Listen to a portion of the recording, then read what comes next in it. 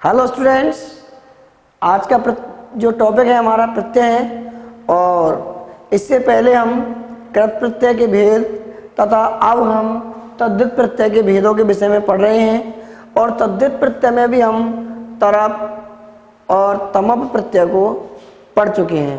और नेक्स्ट प्रत्यय है हमारा मतुप प्रत्यय। आज से हम आपको कुछ क्वेश्चन देंगे और उन क्वेश्चनों के आंसर आपको अपना नाम और उसका आंसर कमेंट बॉक्स में लिखना है। तो आप इन्हें सभी जो वीडियो है इसे पूर्ण देखें और देख करके इसके आंसर आपको देना अनिवार्य है, ताकि हमको यह पता चले कि आप पढ़ पा रहे हैं या नहीं। तो चलिए, इसके लिए आप तैयार रहें। और आगे जो प्रत्यय चल रहा था वह हमारा मतुप प्रत्यय। देखिए, मतुप जो प्रत्यय है, इस मतुप प्रत्यय का मत शेष रहता है। मतुप प्रत्यय का मत शेष रहता है और यह जो सदैव हमारे पास तीनों लिंगों में इसका प्रचलन चलते हैं। इसके रूप तीनों लिंगों में इसका रूप चलता है।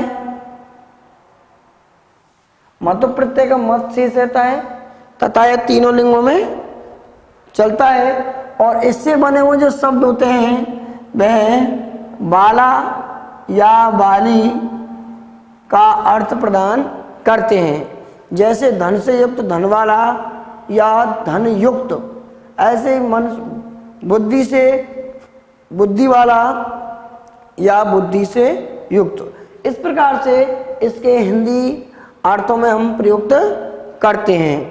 इसका जो संपूर्ण शब्द होते हैं वो जातिवाचक होते हैं।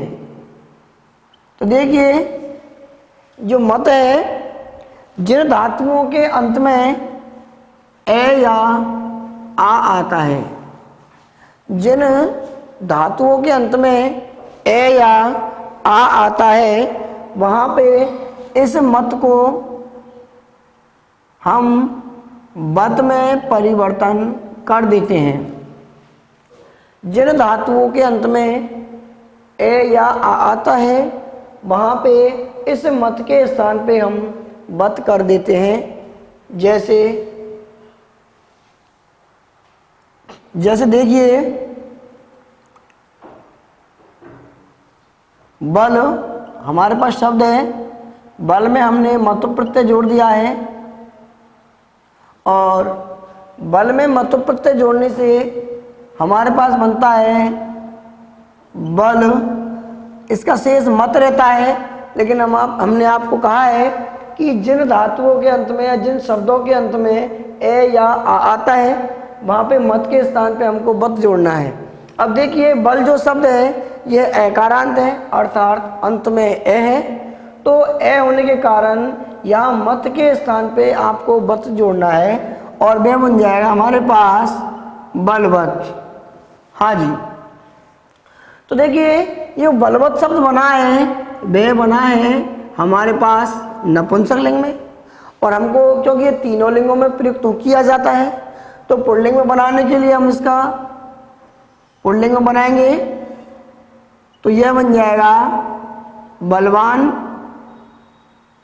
और यदि स्त्रीलिंग की बात करते हैं, क्योंकि नपुंसक लिंग हम बना चुके हैं, तो यदि हम स्त्रीलिंग की बात करें तो हमारे पास बनता है यह बलवती। ऐसे ही अन्य उदाहरण और देख सकते हैं हम। कला शब्द है, कला शब्द में हमने मतुप प्रत्यय जोड़ दिया। आकारांत है, इसलिए कलावत जो शब्द बना है नपुंसक का, पुल्लिंग में यदि हमको बनाना है कलावान। और नपुंसक की स्त्रीलिंग की यदि बात करें हम, तो यह हो जाएगा कलावती। हाँ जी। नेक्स्ट उदाहरण यदि बात देखते हैं हम।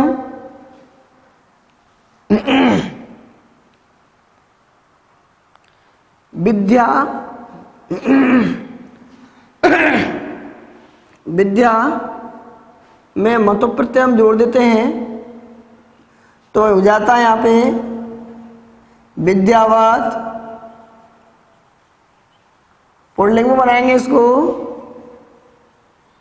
विद्यावान और स्त्रीलिंग में बनाएंगे इसको विद्यावती। अन्य उदाहरण जैसे देखिए शक्ति है, शक्ति में मतु प्रत्यय हम जोड़ देते हैं तो बनता है हमारे पास शक्ति मत। देखिए क्योंकि अब ईकारांत है और ईकारांत होने के कारण हमको यहाँ पे मत ही जोड़ना है, वत नहीं जोड़ना है, तो हमारे पास बनता है शक्तिमत। पुल्लिंग की यदि बात करते हैं तो शक्तिमान और नपुंसकलिंग की बात करते हैं तो बनता है हमारे पास यहाँ पे शक्तिमती।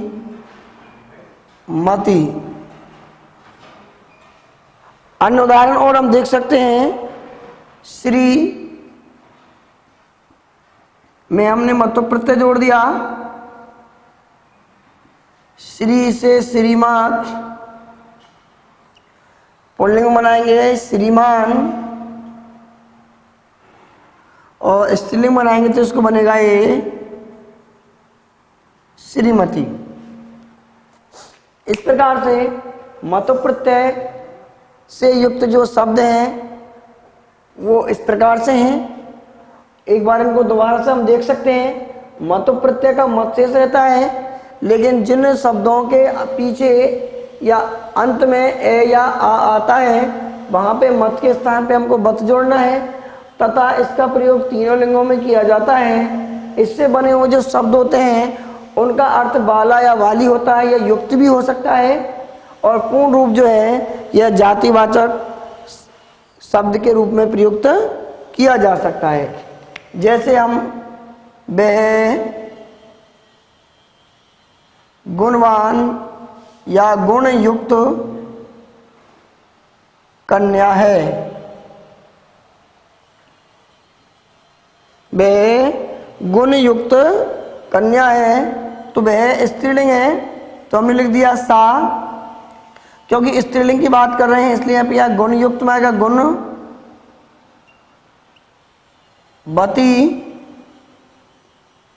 कन्या बालिका अस्ति। इस प्रकार से हम इन्हें हिंदी से संस्कृत बनाने के लिए भी प्रयुक्त कर सकते हैं। नेक्स्ट जो प्रत्यय है वह हमारा है त्वम प्रत्यय या त्वय प्रत्यय, जिसे अपन कह सकते हैं। नेक्स्ट प्रत्यय है हमारा त्वय प्रत्यय।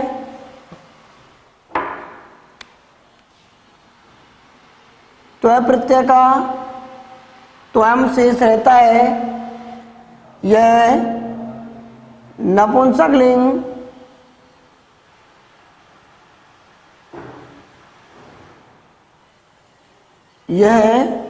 नपुंसक लिंग एक वचन में प्रयुक्त होता है। त्वय प्रत्यय जो है इसका त्वम शेष रहता है तथा नपुंसक लिंग एक वचन में इसका प्रयोग किया जाता है। इससे बना जो शब्द होता है वह भाववाच्य, इससे बना जो शब्द होता है वह भाववाच्य में भाववाच्य की जो संज्ञा है बनाता है। हाँ जी, जैसे गुरु शब्द है, गुरु शब्द में हमने त्वय प्रत्यय जोड़ दिया क्योंकि इसका एक ही रूप बनता है नपुंसक लिंग।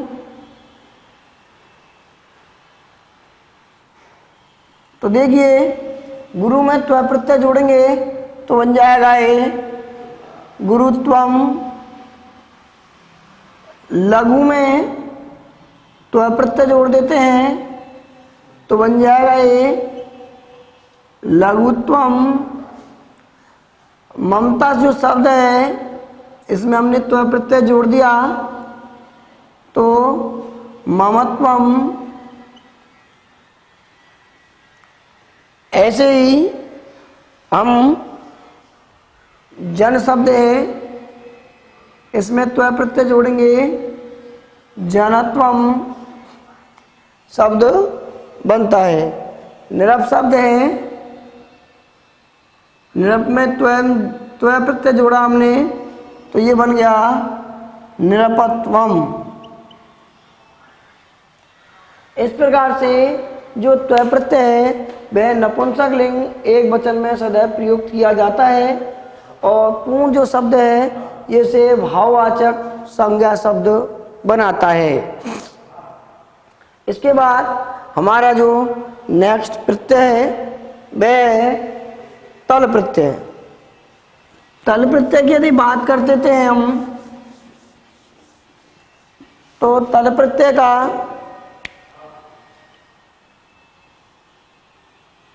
तैसेस रहता है जो हमेशा स्त्रीलिंग में प्रयोग होता है। स्त्रीलिंग में प्रयोग होता है, इस कारण इस तय के स्थान पे हम यहाँ पर ता शेष कर देते हैं। दोबारा से देख सकते हैं हम उसको। तल प्रत्यय का तय शेष रहता है लेकिन यह हमेशा से जो सदैव स्त्रीलिंग में प्रयुक्त किया जाता है इसलिए तय के स्थान पे हम यहाँ पर ता प्रयुक्त कर सकते हैं या करते हैं। देखिए, और यह जो प्रत्यय है यह प्रत्यय भी क्या है, भाववाच्य संज्ञा बनाता है। हाँ जी, और इससे जो बने हुए शब्द होते हैं उनका प्रयोग भी युक्त या बाला अर्थ में करते हैं। अर्थात तल प्रत्यय का प्रयोग युक्त या बाला अर्थ में प्रयोग करते हैं। जैसे जन शब्द है, जन में हमने तल प्रत्यय जोड़ दिया है, स्त्रीलिंग शब्द बनाता है इसलिए बनेगा यह जनता। देव शब्द है, देव शब्द है और देव में हमने तल प्रत्यय जोड़ दिया है और बनता है हमारे पास देवता। ऐसे ही मानव शब्द है, हमने इसमें तल प्रत्यय जोड़ दिया, बन जाएगा ये मानवता। ऐसे ही एक में तल प्रत्यय जोड़ देते हैं हम यहाँ तो हो जाता है यह एकता। और अन्य इसके प्रत्यय जैसे जड़ में हमने तल प्रत्यय जोड़ दिया तो यह हो जाएगा जड़ता। इस प्रकार से जो तल प्रत्यय है वह स्त्रीलिंग शब्द बनाता है। इसे जन प्लस तल जनता, देव प्लस तल देवता, मानव प्लस तल मानवता, एक प्लस तल एकता और जड़ प्लस तल जड़ता शब्द बनता है। इसके बाद जो हमारा अगला प्रत्यय है वह है ठक प्रत्यय। ठक प्रत्यय में देखिए,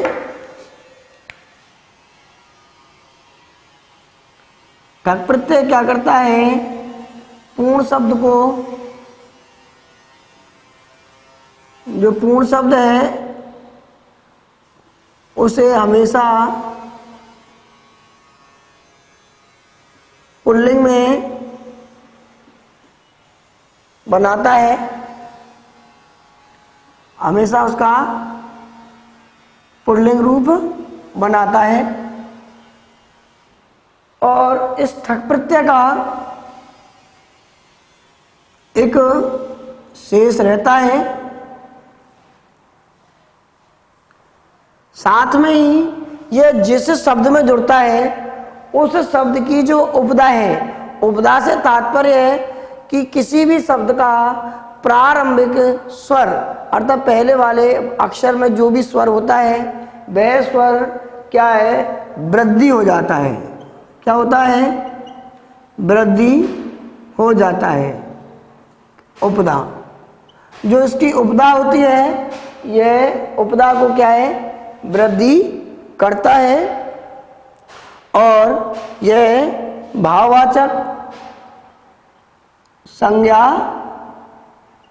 बनाता है और यह हमेशा भाववाचक संज्ञा शब्द बनाता है।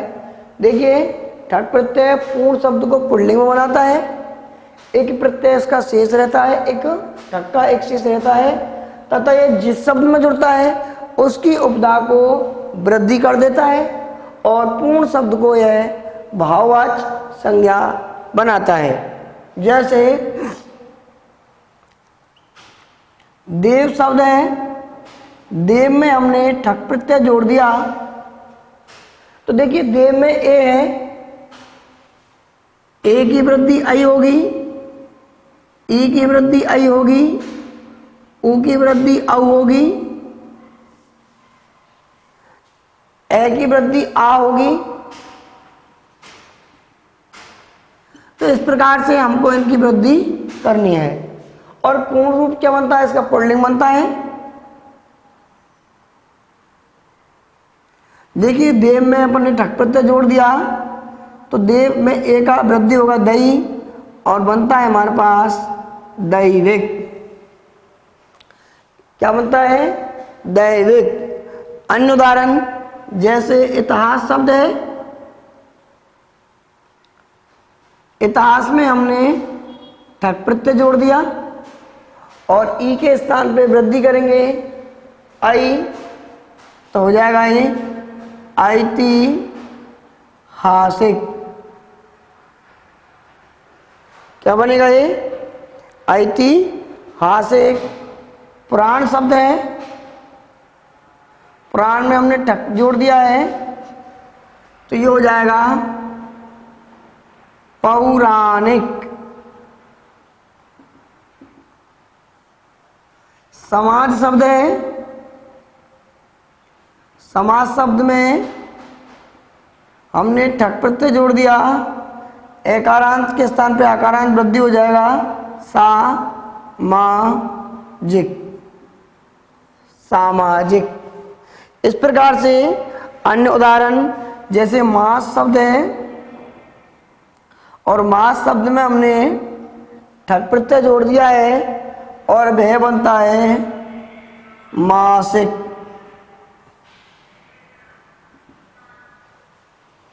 हाँ जी, तो इस प्रकार से हम ठक प्रत्यय के जो शब्द हैं उन्हें बना सकते हैं और एग्जाम में इनको आसानी से कर भी सकते हैं।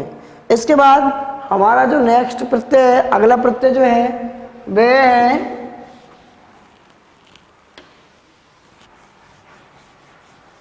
नीनी प्रत्यय। नीनी प्रत्यय में है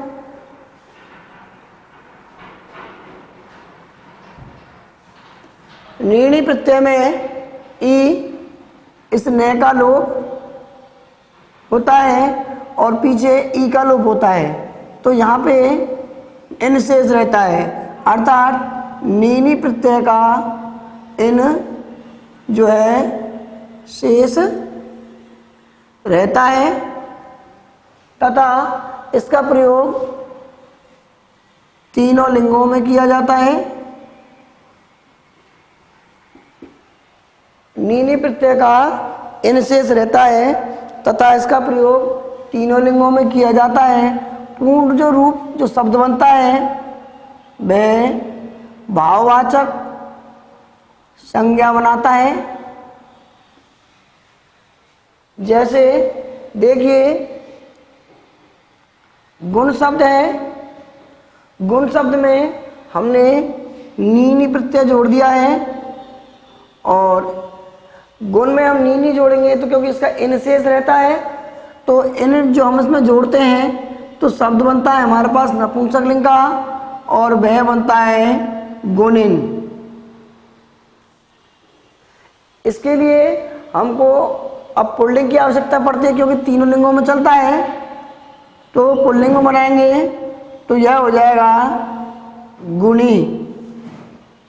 नय का लोप होकर के और जो इकारांत दीर्घ हो जाता है और हो जाएगा यह गुणी। अब यदि स्त्रीलिंग की बात करते हैं तो यह बनेगा गुणिनी। ऐसे ही सुख, सुख में नीनी प्रत्यय जोड़ते हैं तो बनता है सुखिन, सुखिन है, सुखी, सुखिनी।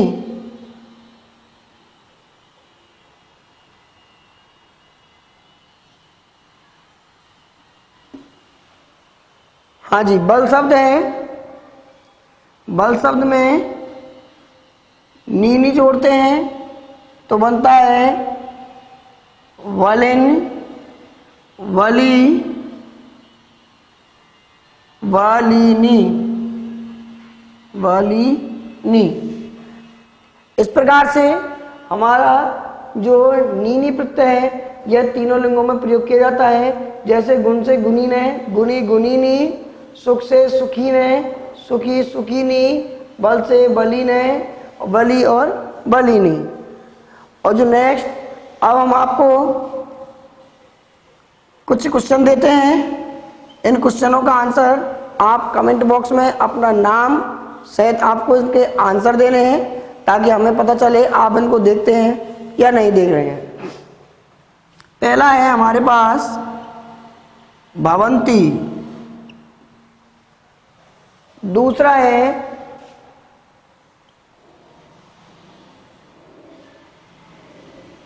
दृष्टवान,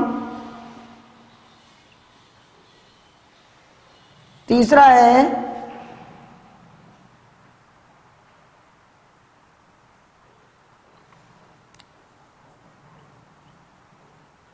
सेमान। तीन शब्दों के आपको प्रत्यय आपको कमेंट बॉक्स में लिखने हैं। और आज के हमारे जो प्रत्यय है समाप्त है और नेक्स्ट प्रत्यय हम अगली वीडियो में पढ़ेंगे। धन्यवाद।